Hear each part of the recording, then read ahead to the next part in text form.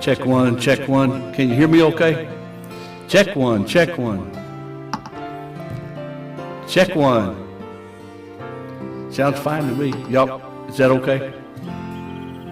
B39. We'll just do bingo.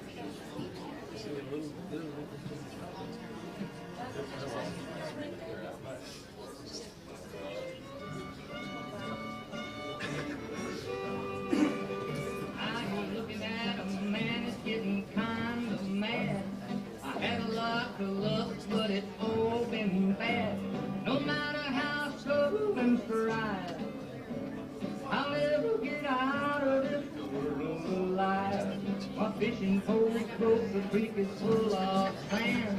A woman run away with another man. No matter how circumcised, I'll never get out of this world alive. My distant uncle passed away and left me quite a batch.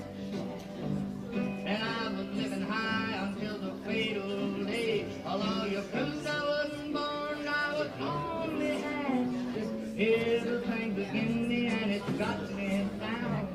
If I jumped in the river, I would probably drown. No matter how struggle and strive, I'll never get out of this world alive.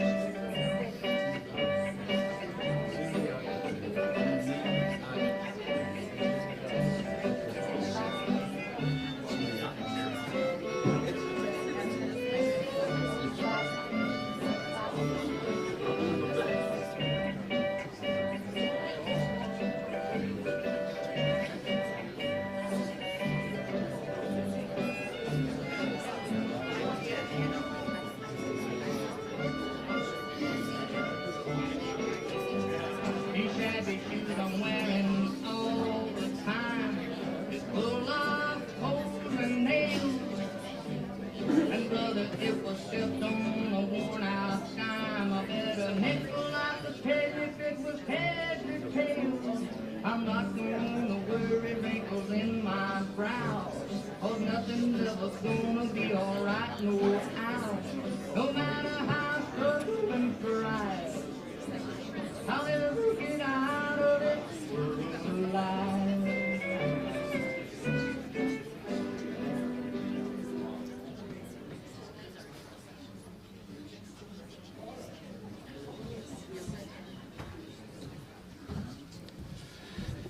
Thank you for your attendance today. The family appreciates your presence as we celebrate the life of Keith Adams. Later on, we're going to tell some stories about Keith, and you'll have an opportunity to tell some of your own if you wish. Stephen Keith Adams was born September 27, 1953, in Altus, Oklahoma, to Loy and Lillian Spiva Adams. He graduated from Olusty High School with the class of 71. Looks like an Olusty reunion here today. It's very nice to see you all. And he continued his education at Cameron University, and then earning a bachelor's and then later a master's at Southwestern State University in Weatherford. He taught at various schools across southwest Oklahoma and North Texas, retiring as a biology teacher from Lawton this year. And some of his Lawton teacher friends are here today, and we appreciate that. He owned and operated Adams Shooter Supply in Olustee and then in Altus for a number of years. He married Maria Luisa Malu Ziniaga on April 1st, 2018. He lived on the same farm on which he was raised, southwest of Olustee, most of his life. He loved working the land and raising many different types of animals, liked to keep things simple and natural, and enjoyed gardening, beekeeping, and woodworking. He loved motorcycles and the freedom that they provided, taking him all over the western United States. He had a lifelong passion of shooting, collecting, repairing, and trading guns. And when he was not teaching or working on the farm, Keith enjoyed traveling abroad to many countries and exotic locations around the world. He was preceded in death by his parents, Loy and Lillian Adams, his brother Lonnie Adams, and is survived by his wife, Maria Malu Adams of Olustee, 3 children, Matthew Adams and wife Shannon of Cedar Creek, Missouri, Daniel Adams and wife Brandy of Altus, and Sarah Igo and husband Trevor of Weatherford, Oklahoma. His brother Paul Doug Adams and wife Patricia of Fresno, California, and grandchildren Clayton, Cole, Gunnar, Axel, Owen, and Elsie, as well as many friends.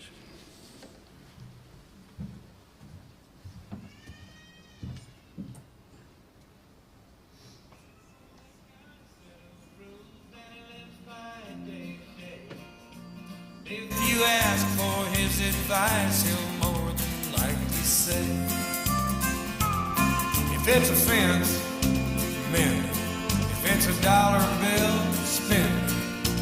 Before it burns a hole down in them jeans. If it's a load, truck it. If it's a punch, duck it. If she's a lady, treat her like a queen. That's cowboy logic. Every cowboy's got it. It's in the way he lives his life and the songs he sings. That's cowboy logic. Every cowboy's got it. He's got a simple solution for just about anything. If it's a job, do it. Put your back into it. 'Cause a little bit of dirt's gonna wash off them drains. If it's a horse, ride it. If it hurts, hide it. Dust yourself off, get back on again. That's cowboy logic. Every cowboy's got it. It's in the way he lives his life and the songs he sings. That's cowboy logic. Every cowboy's got it. He's got a simple solution for just about anything. An old cowboy and a young buckaroo were working, riding fence. The old hand was testing the kid on his skills and his common sense. He said, son, if you seen 3 men in a pickup, dressed alike from boots to hat, could you tell which one was the real cowboy, just from where he sat? Well, the kid scratched his head a while, and then he said, well, there just ain't no way to know. The old hand grinned, and then he said, kid, you still got a ways to go. The real cowboy's the one in the middle. He ain't there just by fate. 'Cause first, he don't have to drive, and then he don't have to mess with the gate. That's cowboy logic. Every cowboy's got it. It's in the way he lives his life and the songs he sings. That's cowboy logic. Every cowboy's got it. He's got a simple solution for just about anything. He's got a simple solution for just about anything.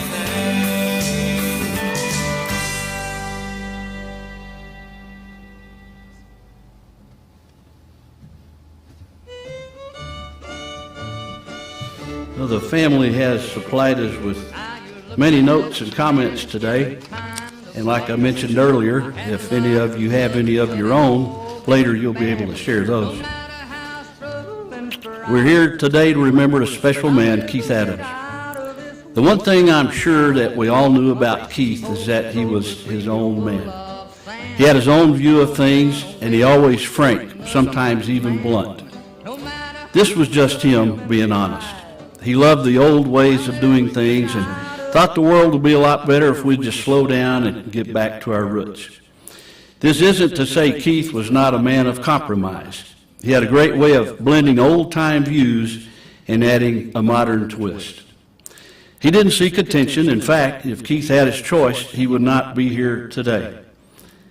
That is, we wouldn't be celebrating him today. He would say that it's a waste of time, had conversations with his family and friends about the end of life. And one thing everyone repeated was he didn't care what we did with him, throw him in Boggy Creek for all he cared.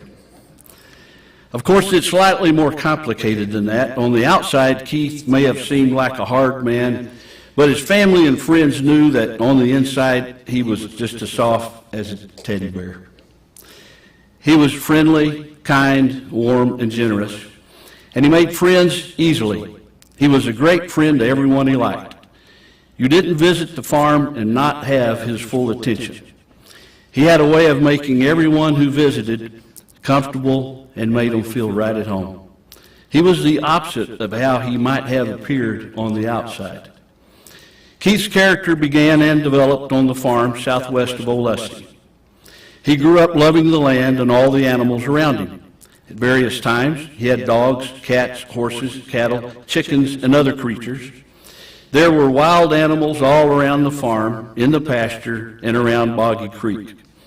He became part of this natural environment and had a special connection with the farm.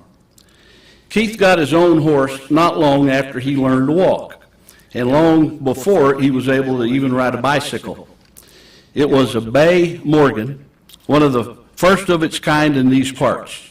He rode this horse and many others in various riding clubs, play days, and more than anything else while he was working on the farm. As a youngster, Keith developed an interest in taxidermy. He would gather all the dead creatures that he found in the fields and the roads. It would not surprise his family to open the freezer and find some poor frozen animal staring back at him. Not unexpectedly, Keith turned his love of nature into an occupation. At Cameron University, he majored in biological science, and then he concentrated in biological science for his master's degree at Southwest Oklahoma State University. He would go on to teach science and biology at schools in Olustee, Southside, El Dorado, Cache, and Lawton, as well as Childress and Quanah, Texas. He just retired this year after a decade of teaching biology at Lawton High School. Many of his former students have kept in touch over social media. Keith was a natural at teaching. His depth of knowledge, his humor, his experience, and his serious nature caused him to be exceptional at dealing with students. Anyone who was his student knew that he had no problem handing out a failing grade if needed, but he also gave each student every opportunity to ask questions and receive help. In Mr. Adams' class, if you passed it, you earned it. His earlier students also knew you did not want to cross him. He was known for handing out licks with his trusty paddle whenever the situation called for it. The paddle he used is appropriately displayed here, right now, in front of me, right down there. He loved teaching and handed down his knowledge to his students, and even won awards for his excellence in education. During his youth, along with loving animals, Keith developed his natural talent for music. He first learned the piano and later took up the guitar and the fiddle. Keith would most certainly say fiddle, not violin. In high school, he even played with the band for a time. Throughout his lifetime, Keith kept his love of music, both playing and listening. He would practice the fiddle in the barn while listening to records because it was driving his wife crazy. The kids loved sitting on the floor while he played guitar and improvised songs for them on the spot. His most popular song for the kids was "They Had Holes in Their Jeans." That'd probably be a pretty popular one today, wouldn't it? He had a real talent picking up almost any instrument and knowing how to play it. He could make your head vibrate when he turned up some song by Hank Williams Jr. or Charlie Daniels. Not only did he love playing music, but he also loved dancing to it. He was a popular dance partner at any club or event where he was. He would even go with his mother in her 70s and 80s to Cooperton to dance with all the little ladies. I would be willing to bet that at least half of the ladies in attendance today have been twirled around the dance floor by Keith. We will not have a show of hands. While growing up in the golden age of westerns, watching gunslingers and cowboys face off, it's no surprise Keith fell in love with firearms. He developed a passion for shooting, collecting, and repairing guns. Once he put on a gun show by shooting something over his shoulder by looking at the mirror, and he hit the target.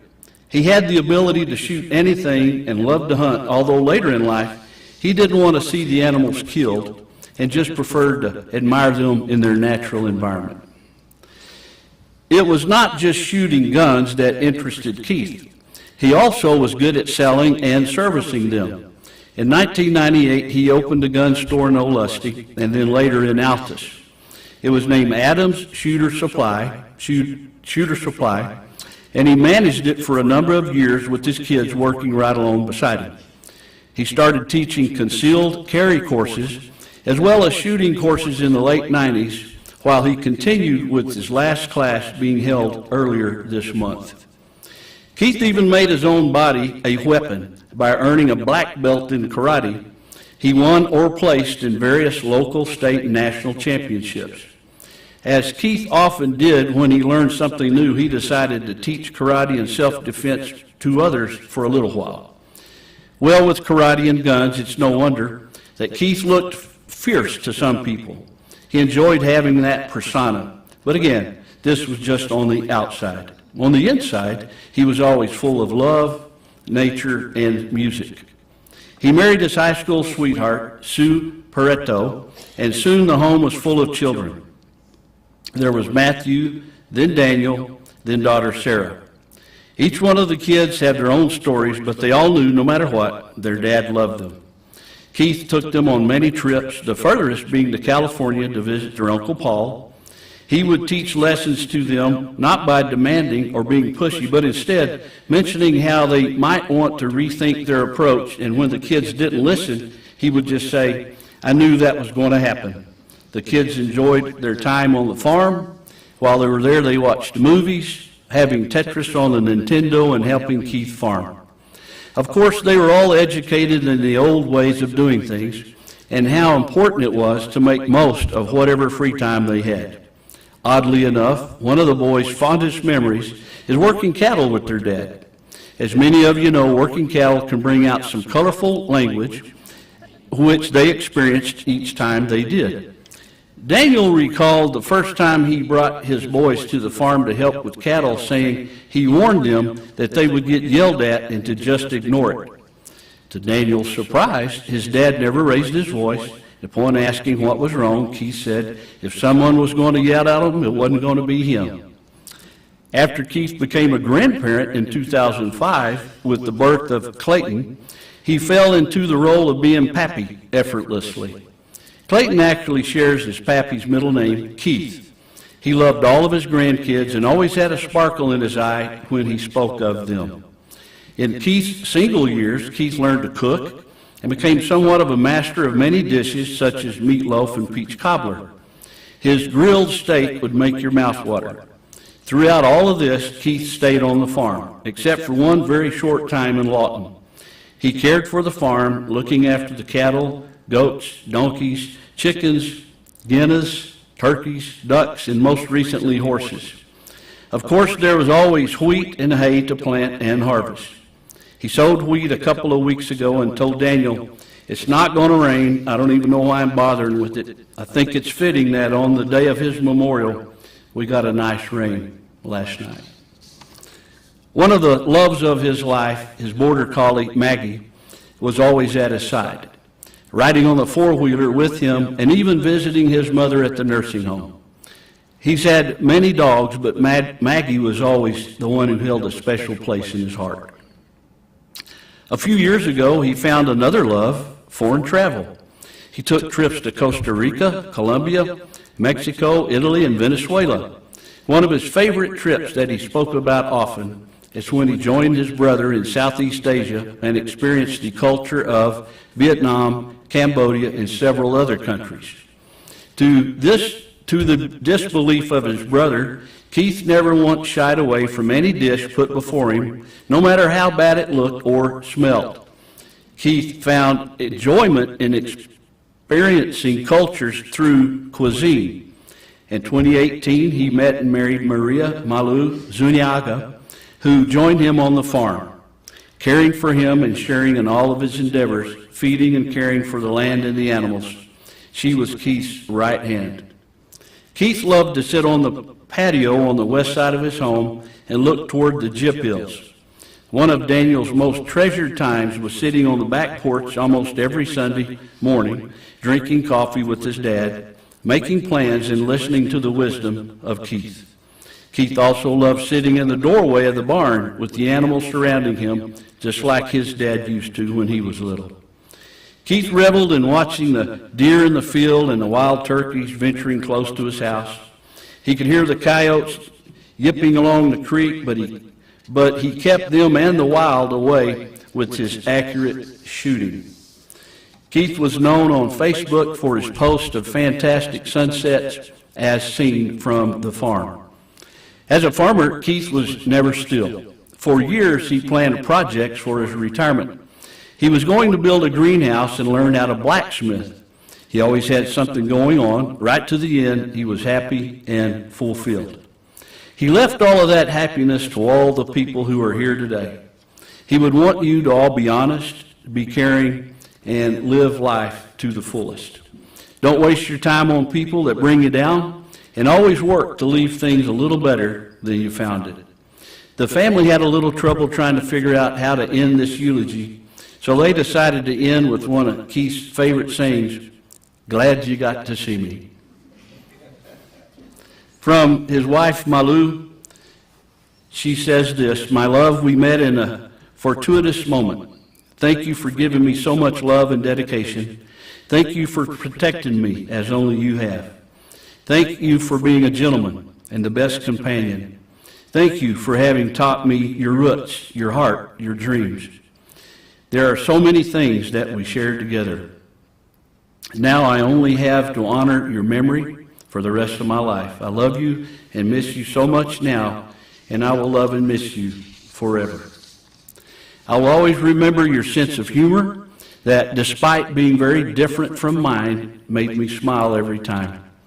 You were always aware of the farm, of the animals, and of the fields. You were so dedicated to your land. You never let anything stop you. You always dressed and lived life the way you wanted. For me, it was a gift to have shared life with you. You will always be with me. I am honored to have been your partner in this earthly world." And these are some statements from Malu's children.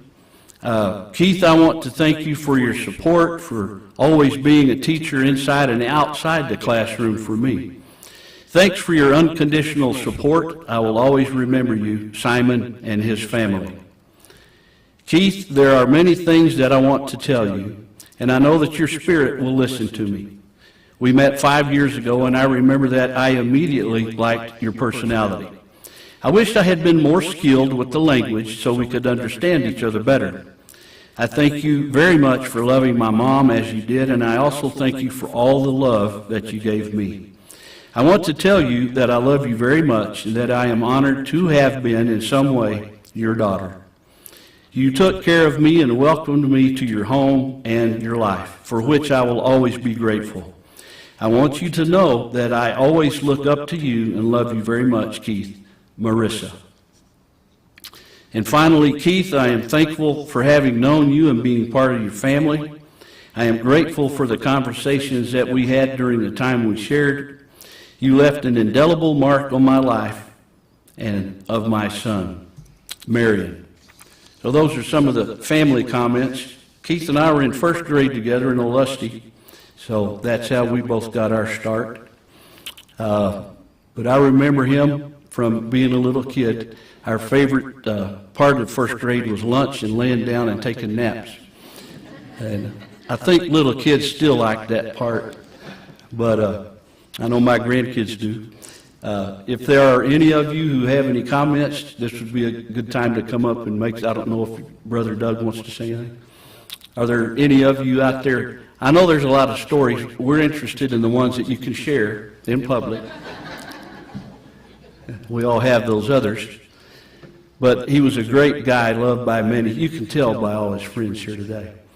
We'll wrap up with a video tribute of his life, and following the tribute, you will be dismissed from your seats, and you can come on down and visit with the family. Thank you.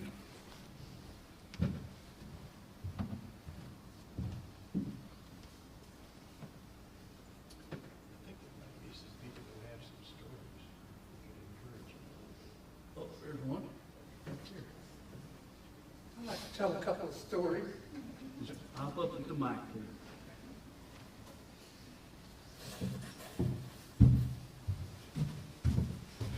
I only waited 50 years to come back to Olusty. My name's Randall Cloudis, if any of you don't know me. But I wanted to tell you about Keith. When we were probably 14 or 15 years old, we used to jam together. He was on keyboards, I was on bass. Jimmy Bruce and David Chapman were the guitar players, and Helen Sue Bradley was the drums. We had two songs that we could play pretty good. I want to know if you can remember. One of them was Gloria, Gloria. It had 3 chords. The other one was 96 Tears. It had a keyboard part, and it had 2 chords. But boy, we thought we were good. On a more serious note, I always considered Keith to be way ahead of his time. When we were probably 1967, 68, we were freshmen and sophomores in high school. He was trying to organize a student council. I didn't even know what a protest was. Activism, all of that. And here he was organizing. My point is, if you have the thought of reconnecting with someone, do it, so that you have no regrets. Thank you. Any other stories? There's one.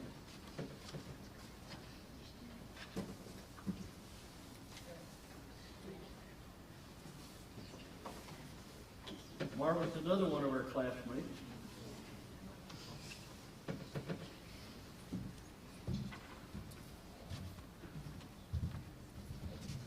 Apparently more people of you remember me than I thought would, but it's Marla Atchison for those that don't quite recognize.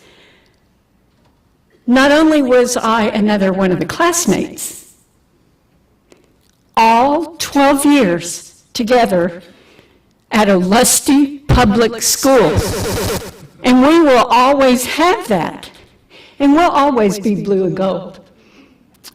I understand there were some changes, and that's okay. But we have those memories, unbelievable.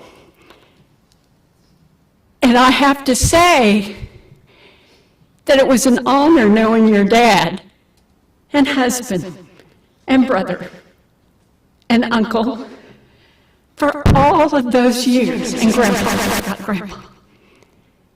I could look out from my farm 2 miles away and see the Adams farm. As the crow flies, it was a lot closer than having to go around with the actual roads. And I can remember one time, I think Keith was probably in on this, we decided it'd be fun to get the school bus stuck. Oh yeah, turn there. Well, there was some snow piled up in that little curve, unbeknownst to the driver. But lo and behold, it was at the end of the school day, not the beginning. How silly were we? I can remember Keith from the first grade and through the years, and he's always so tall. Well, he was one of the tallest until Dick Chapman passed him. And we all remember Dick, 6'7". Yeah. And then I can remember being in so many different classes with Keith through the years, but I just kind of remember in general, I guess it was probably our junior or senior year, it was high school English with Mrs. Cates. Now, Mrs. Cates was a very petite woman, so a lot of the students towered over her. But she tried as best she could to keep control of the class. But you know, Keith, like you said, marched to the beat of his own drum. And by golly, when they said, yeah, you're going to, sign up for the ACT test, not gonna, don't have to, not going to college. And he didn't. And I never was surprised, because I had moved away through the years, that not only did he take it apparently at some point, but he went to college and, heaven forbid, became a teacher. And I am sure that Mrs. Cates is in heaven going, who would have imagined? But he did, and he had dreams. And unbelievable, and obviously, from what Gary shared with us, that the family had shared, he was pretty darn good at that teaching. Who would have known? It was an honor and a privilege as a classmate and a neighbor and cowboy country Oklahoma person to share those memories and that life with Keith. Our love, and oh yeah, my older brother from Kevin, he lives in Florida. Yeah, he went there for a job, never left. He does send all of his love to all of you. Take care.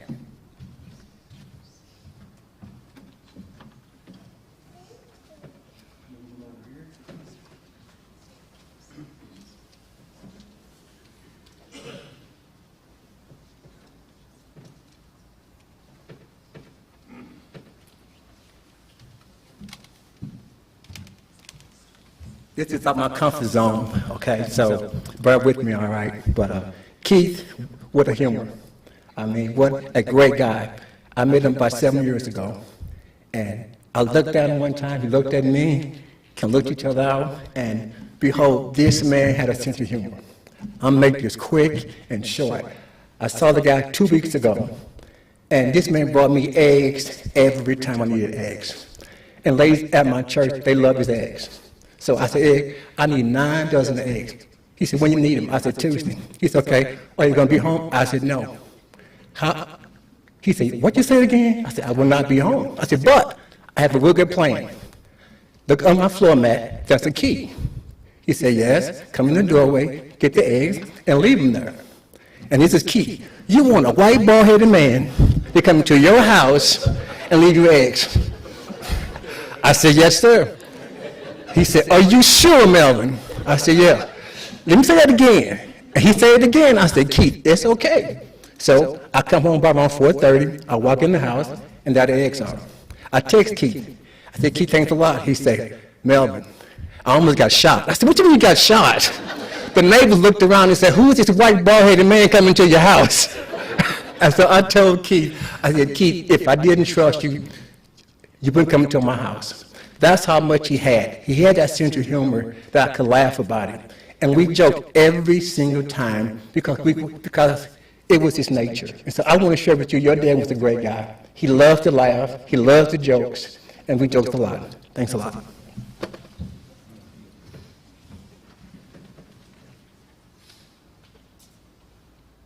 Lady over here.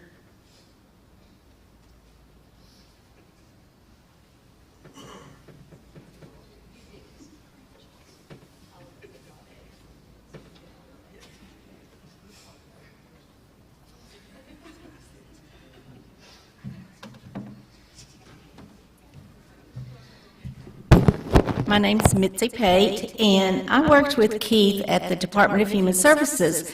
That was one thing that didn't get mentioned about him, but he was a wonderful social worker in, I don't know, the 70s, 80s, I can't even remember the dates. But we used to go on break together and with a group of people, and he was always fun-loving. But the thing that stands out to me the most about Keith was how excited he was when Matthew and Daniel and Sarah came along. He wanted to be a dad, and he was just head over heels over his kids. Thank you.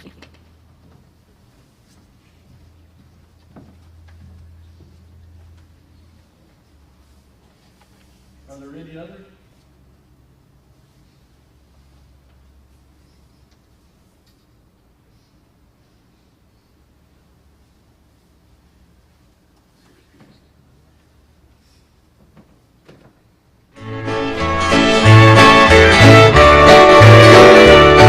Many years have come and gone since I wandered from my home in the Oklahoma hills where I was born. Many a page of life has turned, many a lesson I have learned, and I feel that in those hills I still belong. Way down yonder in the Indian Nation, ride my pony on the reservation in the Oklahoma hills where I was born. Way down yonder in the Indian Nation, a cowboy's life is my occupation in the Oklahoma hills where I was born.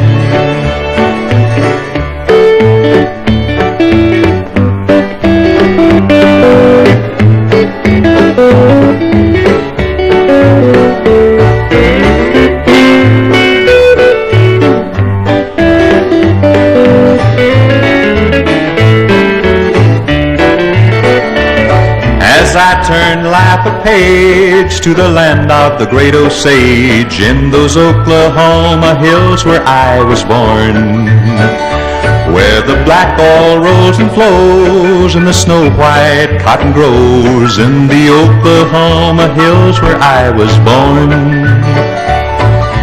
Way down yonder in the Indian Nation, ride my pony on the reservation in the Oklahoma hills where I was born. Way down yonder in the Indian Nation, a cowboy's life is my occupation in the Oklahoma hills where I was born.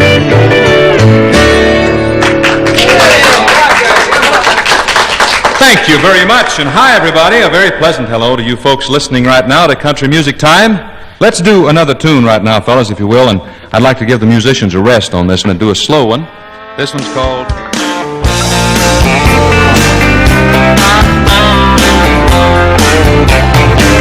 She said, I seen you in here before.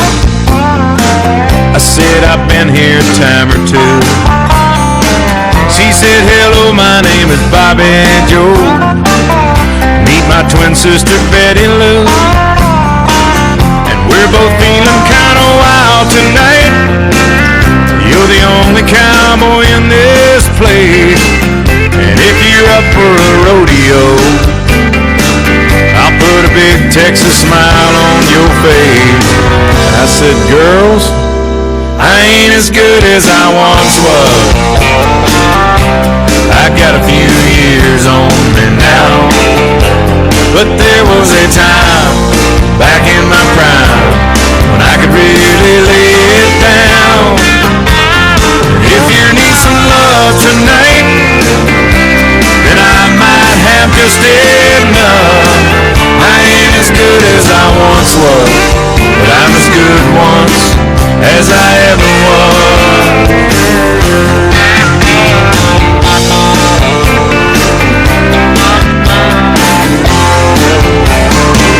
I still hang out with my best friend Dave. I've known him since we were kids at school.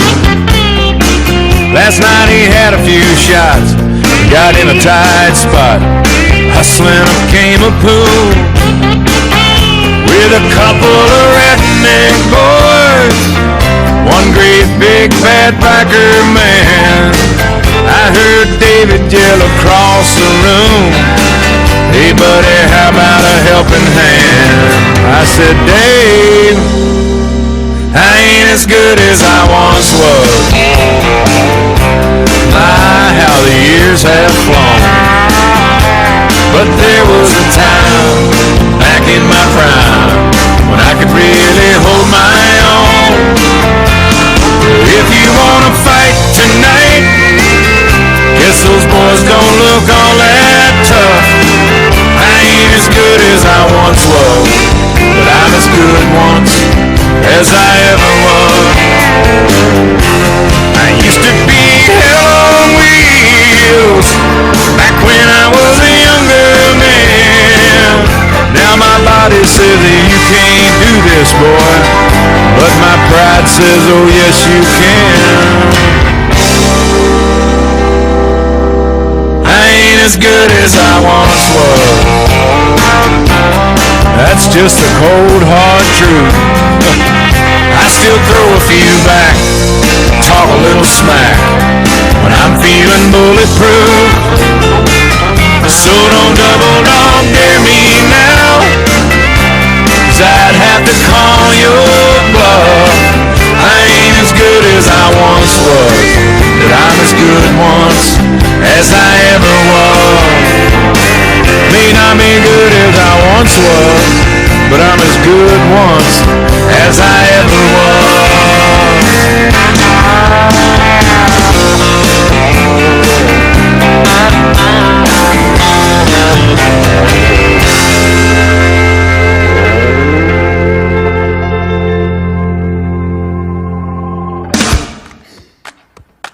Well, life on the farm is kinda laid back. Ain't much an old country boy like me can't hack. It's early to rise, early in the sack. Thank God I'm a country boy. Well, a simple kind of life never did me no harm. Raising me a family and working on the farm. My days are all filled with an easy country charm. Thank God I'm a country boy. Well, I got me a fine wife, I got me old fiddle. When the sun's coming up, I got cakes on the griddle. And life ain't nothing but a funny, funny riddle. Thank God I'm a country boy. When the work's all done and the sun's setting low, I pull out my fiddle and I rosin up the bow. The kids are asleep, so I keep it kind of low. Thank God I'm a country boy. I'd play Sally Gooden all day if I could, but the Lord and my wife wouldn't think it very good. So I fiddle when I can and I work when I should. Thank God I'm a country boy. Well, I got me a fine wife, I got the old fiddle. When the sun's coming up, I got cakes on the griddle. Life ain't nothing but a funny, funny riddle. Thank God I'm a country boy.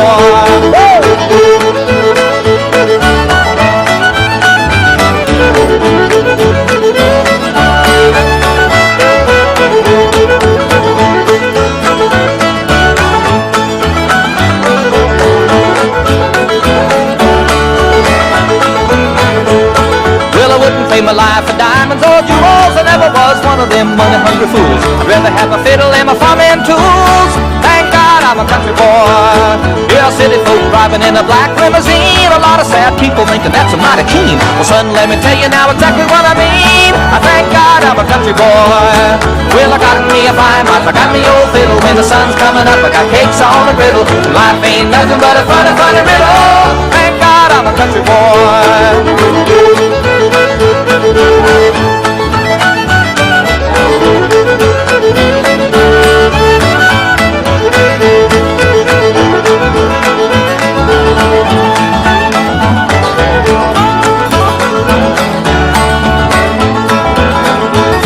Well, my fiddle was my daddy's till the day he died, and he took me by the hand, held me close to his side. Said to live a good life, play my fiddle with pride. Thank God you're a country boy. Well, my daddy taught me young how to hunt and how to whittle. Taught me how to work and play a tune on the fiddle. He taught me how to love and how to give just a little. And thank God I'm a country boy. Well, I got me a fine wife, I got me old fiddle. When the sun's coming up, I got cakes on the griddle. Life ain't nothing but a funny, funny riddle. Thank God I'm a country boy, yes!